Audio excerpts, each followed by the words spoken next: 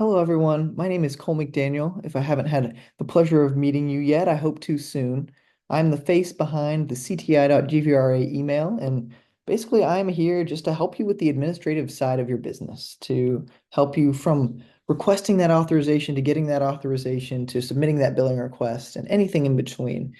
And so I'm here for you to ask any questions. But today I wanted to take the opportunity to look at that memo that VR sent a week or two ago that you have in your emails. But I think it's easy just to see VR jargon and not really understand what it means and how it applies to your business. So I wanted to take a few minutes just to be able to tell you guys how I see this memo and go through it with you and show you the changes that you might not realize are taking place. So I'm going to share my screen and access that memo. And so here I am on the second page of the memo. And if you'll notice right here, it says effective February 1st. That's what they said, but in reality, all these changes are currently in effect. So you can really just ignore that part of the memo and everything is currently going on. So moving down to this provider payments part in the net 30, I won't really get into this very much because Catherine sent a great email that you should check out if you haven't already about what that means. But in short, we no longer have to wait 30 business days from the date of our billing request to expect payment, but now it's 30 calendar days. So that is a big win. Thank goodness for that. Where we're going to spend most of our time today is talking about where it says the 14 business days notice. And I will just kind of go through with you the new process. And it's not as much a new process, but new timeline to get your authorizations. So if you see, it says now they want authorization requests submitted at least 14 business days prior to the requested start date of your authorization, which that is a pretty big change because previously it was 7 calendar days instead of 14 business days. So that means that we will have to start requesting these authorizations way earlier in the month and have to be prepared much sooner. So let's go through what this timeline will look like. First, they asked for 4 days for the VR intake team to review requests. Then 4 days for the counselors to assess and approve students. And finally, 4 days for the fiscal team to draft and issue authorization. Okay, well, what does this mean for us? So looking at this spreadsheet, you all have seen this spreadsheet before, and this is page 2 of the authorization request spreadsheet. So these are just some of my students. And this is what your authorization request is going to look like. You already know this with this column unchanged, this column also unchanged, and then these two columns blank. So now it's saying we're going to wait 4 days, and by 4 business days, you should have a spreadsheet that looks like this from the intake specialist. So they would have changed these from false to true for all students that are verified, put whether they're a PTS or VR case, and then added in their participant ID number. I changed those for my students just to redact that information, but we've already received spreadsheets like this, so this is no new news. Here's where the new part comes in. As soon as you have received this, you're going to start another 4-day clock, and this time you're going to receive a new spreadsheet. So be looking at this last column here. The new spreadsheet should look like this. Now we will be able to see the approvals, whether our students are not only verified by the intake specialist, but approved for services by the counselor. Now, this has always happened, but that was just something that happened behind the scenes that we weren't able to see. Now, this is something that we need to look out for. So once we have received this second spreadsheet, you're going to start another 4-day clock. And then by this point, 4 business days after that, you should receive an authorization. This again is not new.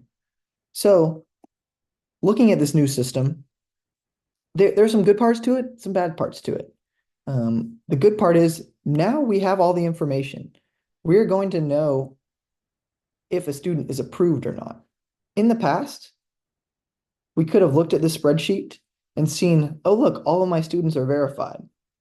But if one of them did not get approved by the counselor, It was possible that they didn't show up in the authorization, and maybe you didn't even know that until you submitted a billing request and then realized that they weren't in the authorization. Now, none of that is going to happen, and you will be able to see if your students are approved. So that is a win. The negative side of that is that's one more spreadsheet you need to be looking for. You need to look for not only one, but two spreadsheets now before you receive an authorization. And I get it. The administrative part of this job can be a lot sometimes. So, and that's what I'm here for. If you ever need help with that or just have questions, it's too many changes you need help remembering, please reach out to me. I would be more than happy to help you in any of those ways. But yes, another con is just how much longer this process will take potentially. But it is possible that you get you submit this authorization request and in one day you receive this from VR intake. Well, wow, that's 3 days off of the timeline. And then you might receive this spreadsheet from the counselor within another day. That's 3 more days off the timeline. So the timeline might be much shorter than the 14 business days. However, you need to be getting those requests in at least 14 business days prior to the requested start date, or else they will most likely be rejected by VR. So that is that about the new timeline. I just wanted to go into one last part of the memo with you, and that is the pre-ETS student single roster submissions.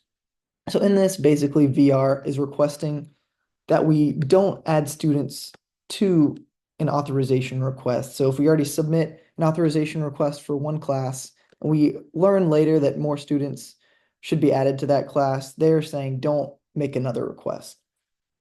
But it's important to understand why they're saying this.